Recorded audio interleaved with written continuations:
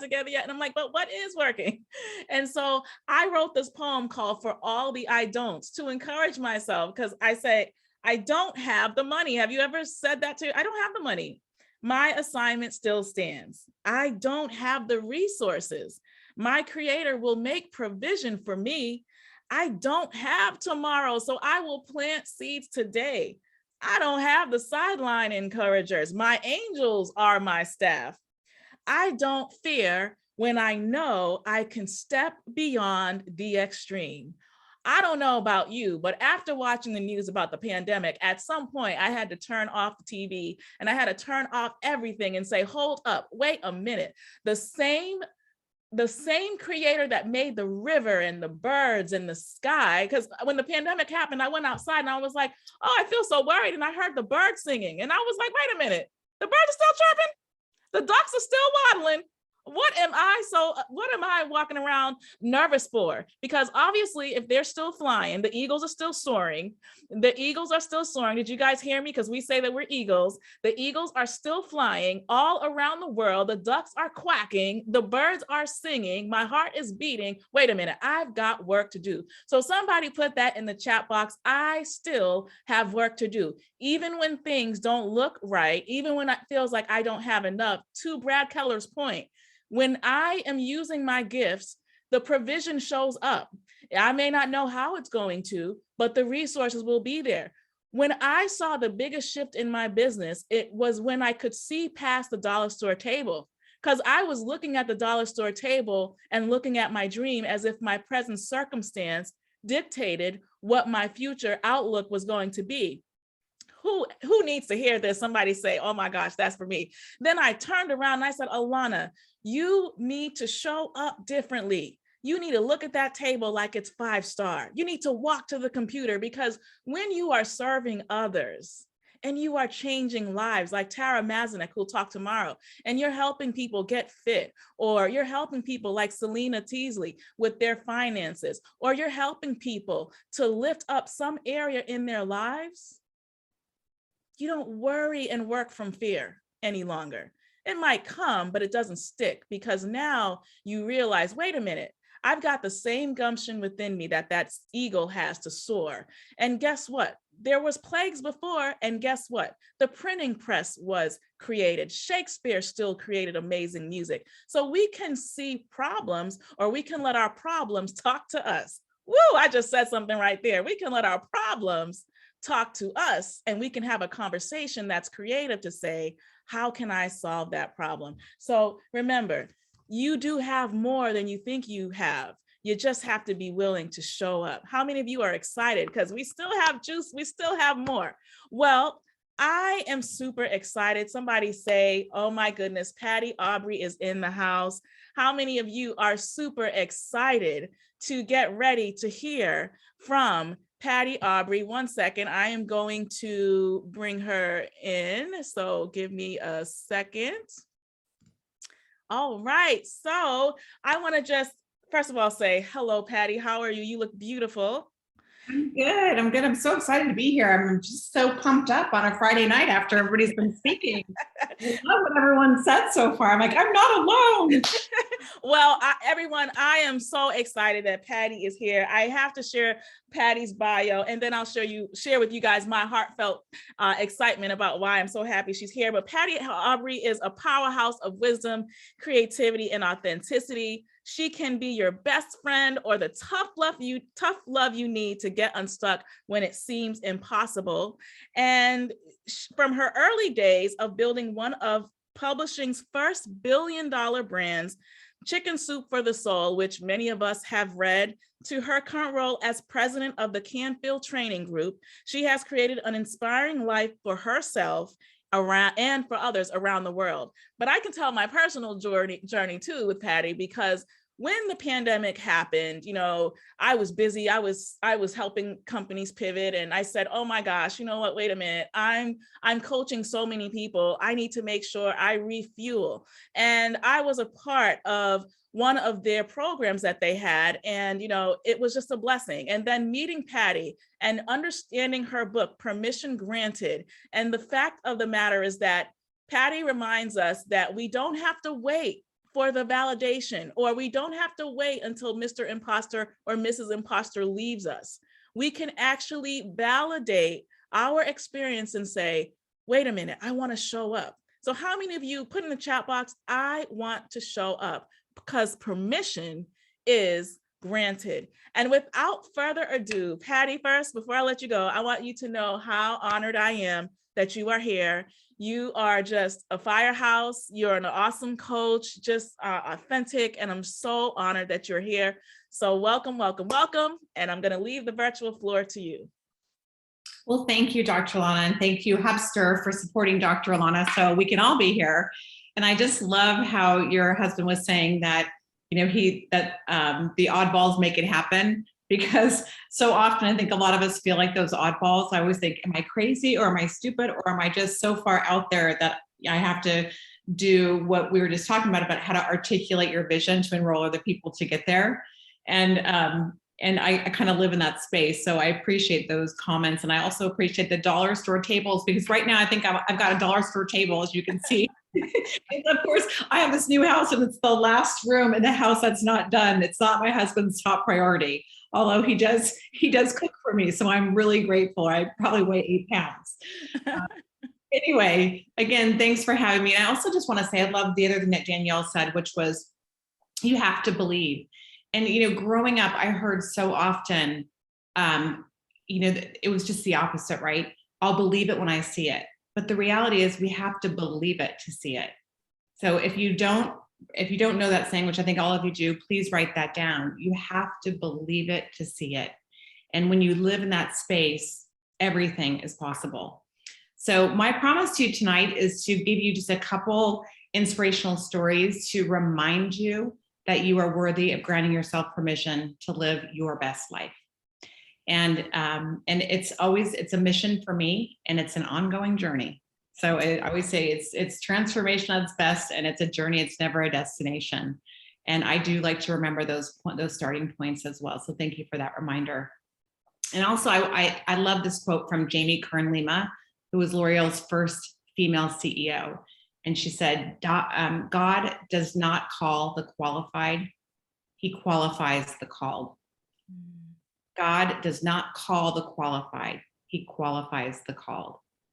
Which I love that, because we were just talking about, we all have a purpose and we're put on this planet to do something. And so I think the biggest lesson for me to date has been, you're right, we do have a purpose. But the problem is, lots of times we wait for somebody else to show up to give us permission to be that. And we use a lot of excuses. I'm not ready. I'm not smart enough. I'm not good enough. Whatever it might be, I've got to take care of the kids first. Oh, that's selfish. If I think about growing myself when I should be growing everyone else. And then we sort of run out of fuel. And at the end of the day, it's very difficult. And I think, Dr. Allana, you could say this too. You can't start a new business if you started at the end of the day necessarily. I mean, you can when you're 25 and 35 maybe, but not when you're 55. I don't know about the rest of you. But it takes a little bit more of that passion for me in today's world at my age. So I try to do those things early. And what's interesting is, the first time I really ever did give myself permission to put myself first was a game changer. It's what put me on this path of believe it's possible, for the most part. So it was about 35 years ago, and I took a workshop. It was $250. So a lot of you can probably relate to this. I was making about $1,400 a year, or $1,400 a month. So $250 was a lot to go to a workshop, but something was calling me to do it. And I thought, oh my gosh, I'm going to go home and tell my husband I'm doing this. He's going to tell me I'm crazy. My friends are going to think I'm weird. But something inside just said, you know, you can settle and stay where you are so unhappy in this job, and you don't know. And I didn't know what self-help was. And you don't have a vision, you don't have a purpose, I didn't know any of this stuff. Or you can just go. So for some reason I thought, I'm going to be scared, I'm just going to do it anyway. And so I went to that workshop, and I set a goal for the first time. I didn't even know what a goal was. That seems so crazy in today's world, right? But I mean, did you guys all grow up knowing what a goal was? I didn't. So I got to this workshop, I set a goal, and my goal was to make $25,000 a year. And I had no idea how I was going to do it, but I thought, I'm just going to write it down. And I went there for 3 days, and I kept visualizing it. And I was writing affirmations. And I had no idea, again, how that was going to happen.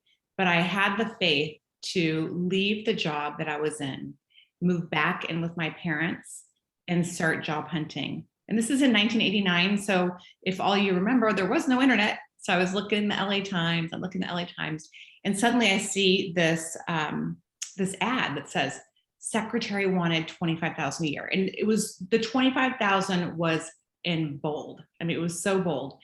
And I thought, oh my gosh, 25,000. But then I thought, oh my gosh, but I don't want to be the secretary. I always said I would never be a secretary. And I thought, you know what?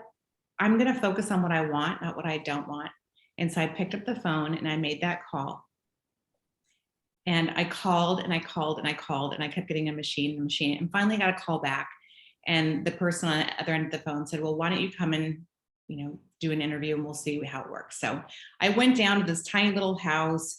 It was about 1,200 square feet. There was incense burning. There was red shag carpet. There was poopery all over the place. It was very hippieville. And it's weird now to think that I went into a stranger's home for a job interview, because I would never recommend that to anybody today. That was 24 years old, but I did. And so I sat down with this couple and they talked about how they taught self-esteem in the classroom and how they wanted to build up this business. And I thought, okay, this sounds a little strange to me, but all right, I'm in, for 25,000, that was my goal. I'm going for it. And so I got real excited and I went home and I started telling my parents about what I was doing. And they looked at me like I had three heads. And then I got the phone call. Sorry, you didn't get the job. There was somebody that was just a little bit more qualified. It's like, oh man. And then I really wanted the job. So I just went on and I took another job. It's still not really living my passion. And about 3 months in, I get a phone call saying, I really think that we're supposed to work together. The person we hired didn't work out. Would you be willing to come back and just see if we could make this work? And I said, well, I could for 30. And so the person on the other phone said, okay. And that was Jack Canfield in 1989. So any of you that know Jack, that's when we met. And I thought, wow, I set a goal. I just doubled my income in 3 months by believing it's possible, by not trying to figure out the how, by opening up myself to God and the universe and just saying, if I can think it, you can deliver it. And it was amazing. And that one decision in my life completely changed everything. And I had some choices. I had a couple friends who own car dealerships, and they said, oh, you can come and work for us and make 100,000 a year. But something inside said, that's not the environment that I'm supposed to be in. There's something different for me. I didn't know, I had no idea what it was, but I just really, really, really followed my gut.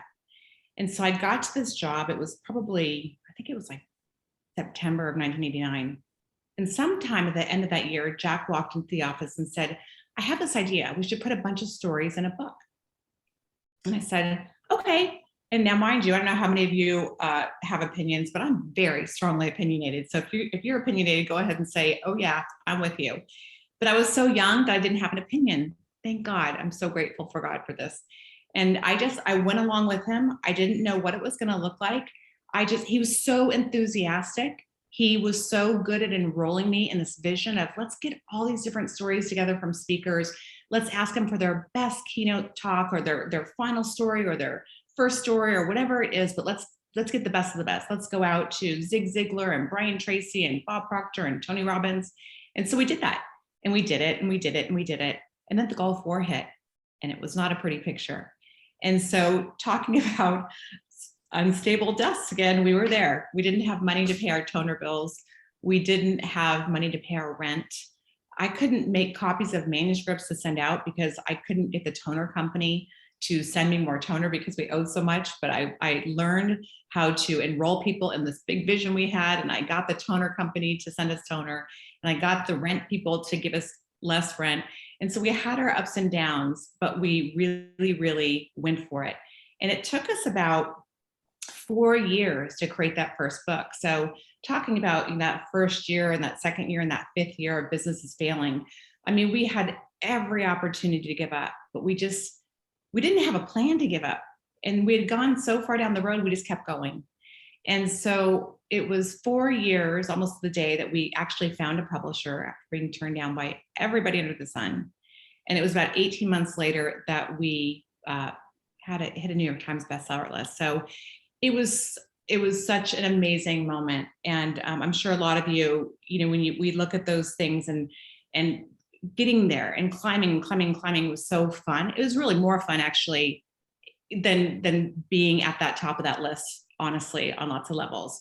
But one of the things too that I didn't tell you was when I took the job, my father said to me, and we talked about this earlier tonight already, about how sometimes people don't support us, right, in what we want to do.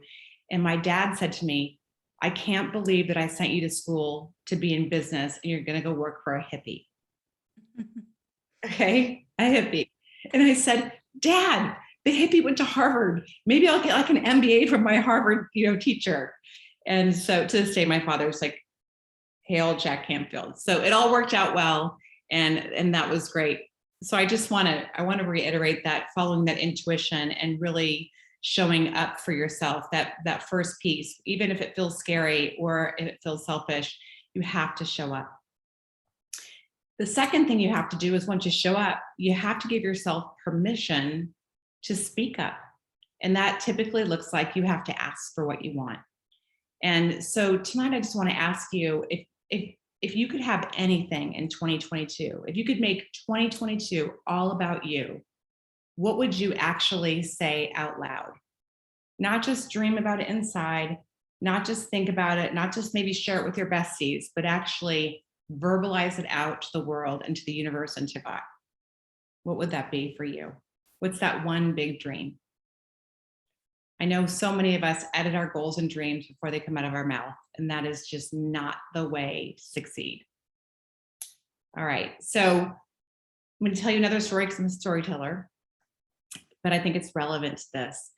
So soon after starting the Chicken Soup series started to kind of roll around and start to go, a couple different people came to us and said, hey, Marcy Chamoff, actually, I think Dr. Allana, you know this, she came to us and said, I have this idea. I would love to write Chicken Soup for the Women's Soul with you. And Jack said, oh, thank you. It's a great idea. We'll go ahead and do that. She said, oh, hold on. You're a man. I'm a woman. And that literally was the beginning of looking at it in a whole new way. Oh, we can have co-authors. And so Marcy went on to write Chicken Soup for the Women's Soul, which I thought in the beginning was not a great idea. I thought, aren't women buying our books already? And Jack said, hold on, you never know. Let's just try it. And it went on to go insanely crazy. But because of that, she sort of gave me permission to ask. And what happened was my mom was diagnosed with cancer soon after my son was born. And it was like 1996. And my sister had come to work for me to be one of my readers because we didn't have anybody to read all these stories that started to come in. And she got her degree in nursing. She was studying for her state boards. And she said, hey, Patty, why don't we put together a book of stories for mom? And we'll call it Chicken Soup for the Surviving Soul, all about people who have survived cancer. And I'm working, and I've been working, talk about $2 an hour. I think Hubster said that earlier. I was probably making $2 an hour for the first 5 or 6 years because we were working 18 hours a day, but we loved what we did. Our passion was driving us. Our purpose was driving us. And I said to my sister, what? Well, we can't ask to do Chicken Soup for the Surviving Soul. I mean, they pay us to work here. I said that out loud. Have any of you ever taken yourself off the field before the coach even put you in the game? I think we heard about that earlier, right? So I can't believe today that I said that, but I said it. And she said, hold on a second. Here's the cheerleading squad, my outside support system. She said, Patty, who deserves to have a book more than you? You've been doing this since you were here before the books were here.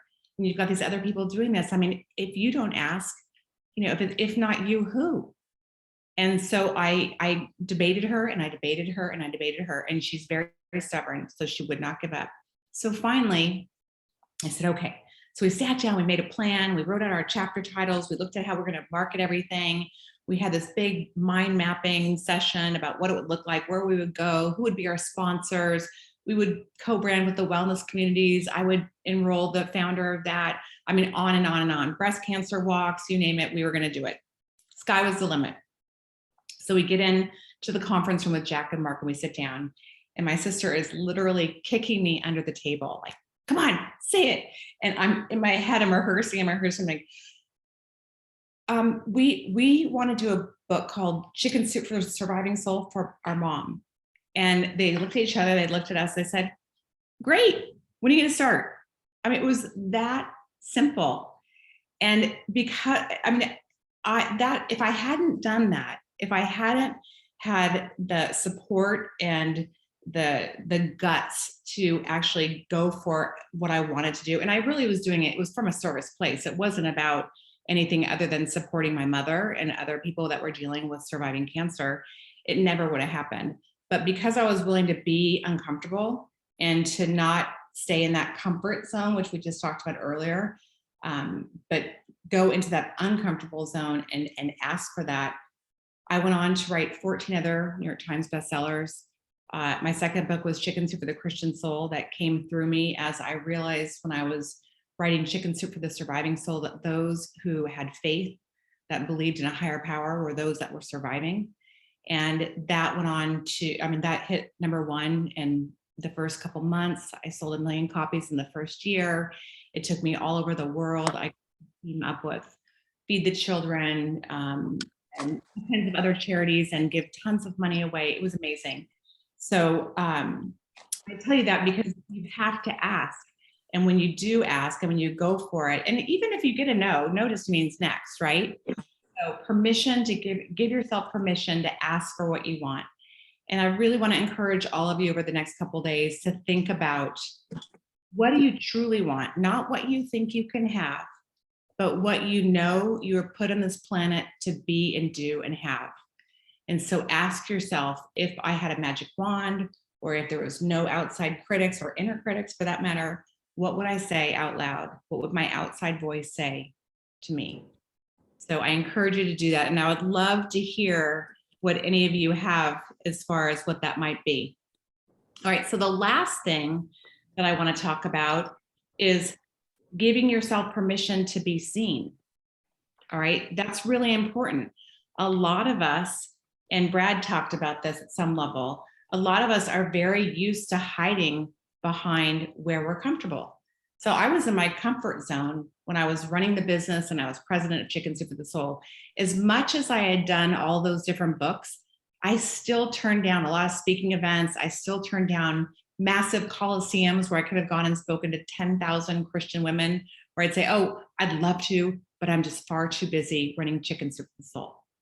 So I was still hiding in that space. So I want to ask you, where are you just comfortable enough that you're allowing yourself to stay stuck?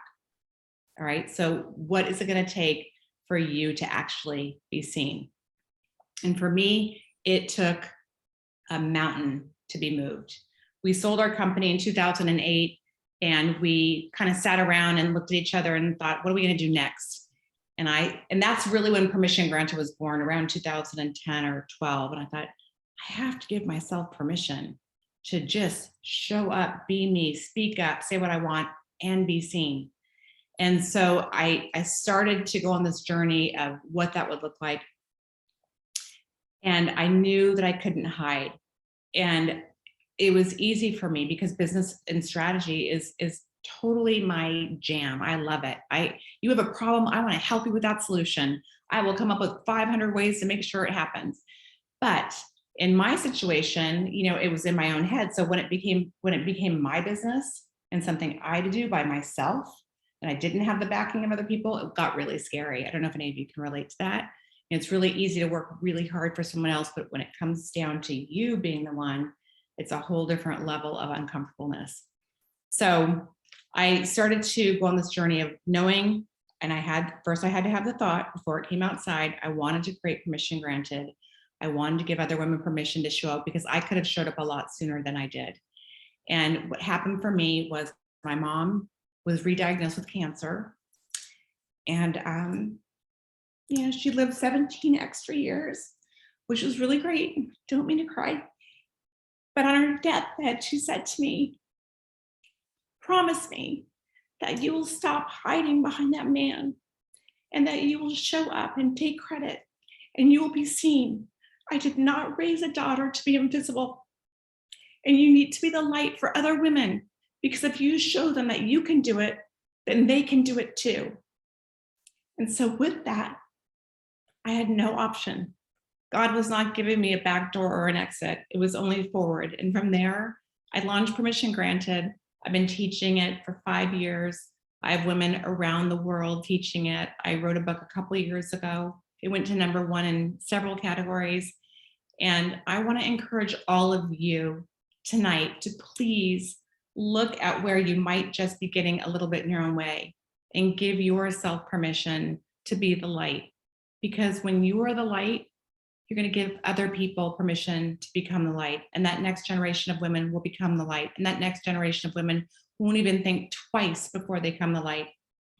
And lastly, I don't know if any of you know Lisa Nichols, who was in The Secret. She also was one of my co-authors on Chicken Soup for the African American Soul.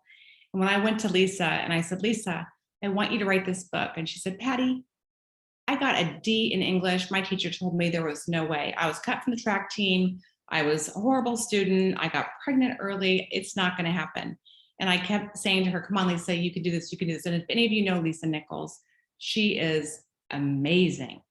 And so she said to me, she said, you know, I don't believe in myself right now, but I'm going to choose to borrow your belief in me. So for any of you out there tonight, if you don't have all the belief you need, just type it in the chat, choose me, and we will all team up together and make sure that you have the chief believers that you need in your life to be that version of you that we all want to see. So that's my message for tonight. And I really appreciate you, Dr. Allana, for having me come on and share my message with everyone. And it's been really fun. So thank you.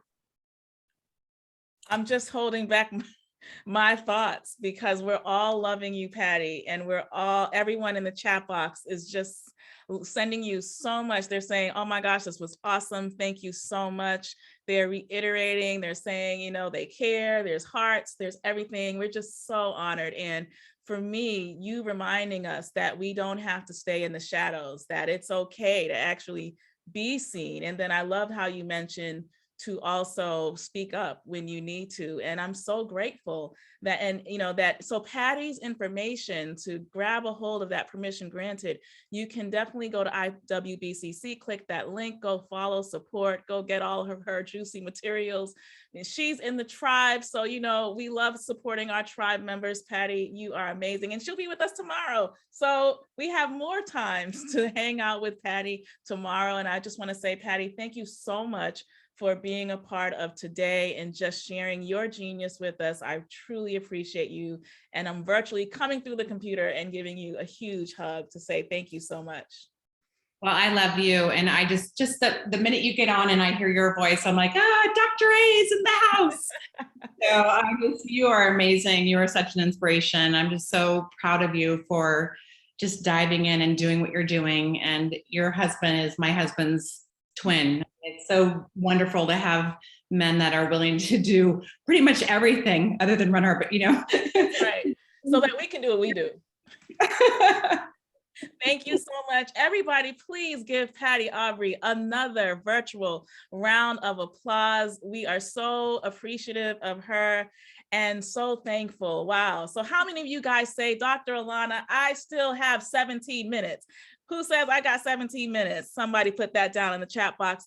Look, I think that tonight was just an amazing night to get things started. And I want to thank Danielle Leslie, America's 5-time Olympian. I want to thank Hubster, AKA Manuel de Grassa, my Hubster and coach. And I want to thank, of course, Patty Aubery for being here, for reminding us that permission is granted. Now, can I share with you guys for a few moments my story of courage? Can I share with you a little bit about what it took for me to start and to continue going with Turning on the Lights Global Institute? Who says yes? Put yes in the chat box because I want to make sure that you're here. I'm seeing yes. I see yes. All right, awesome. I'm so glad that you're here. And don't forget, we did have some technical glitches, but look, this is the same Zoom link that we're using for tomorrow. So just lock this Zoom link in. We'll make sure to send it out to you again tomorrow morning. And also we have our agenda there, our booklets there. So I'll have Jenny put the link down so you can know how to access all the information. So as we wrap up today, I'm going to read this poem from one of my new poetry books that we're going to get into. in the next 2022. I just want to read it. It's called Stories of Courage. And I like to pretend that we're actually in a poetic place, right? So if you're hearing things and you connect, please put 2 snaps in the chat box or just say, ouch, that was for me as I'm reading it. But this poem is called Stories of Courage. It says, it takes courage to leave the familiar. I was 16. I was walking down the street. I was walking past broken beer bottles, past the cats calling me for attention. I was walking past the booming systems and at times yellow caution tape to avoid the urban tragedies that were before me. I dreamed of becoming. I saw new glimpses at 19 as I learned about the idea of self-acceptance, and I just kept dreaming of becoming. I mean, a good day was when I would go outside and let water from the fire hydrant splash all over our bodies. Tito Puentes could be heard playing out of Abuela's home, reminding us that it was time to go home before the lights came on. And we all knew that an urban lower middle class existence meant hard work, avoiding peer pressure, and getting to the other side of this American dream. I worked in television, I wrote for the paper, I spoke on the radio, and I wrote in journals from 1995 to 2005 to 2015, and I wondered what becoming would actually feel like. I wanted to become someone who accepted myself. I wanted to become confident in a manner that surpassed my internal flaws. I wanted to become 5-star and believe that my dreams of turning on the lights in my life and those of others would be tangible. And as I dreamed, I just began. In 2008, hey ladies, want to come over for an empowerment circle? I only saw 4. In 2010, I then saw 12, but then I took a pause and procrastination became my twin sister. My poems put in a box called We'll Get to It. And my goal of motivational speaking, books and trainings, all in a box called One Day. My brother, familiarity.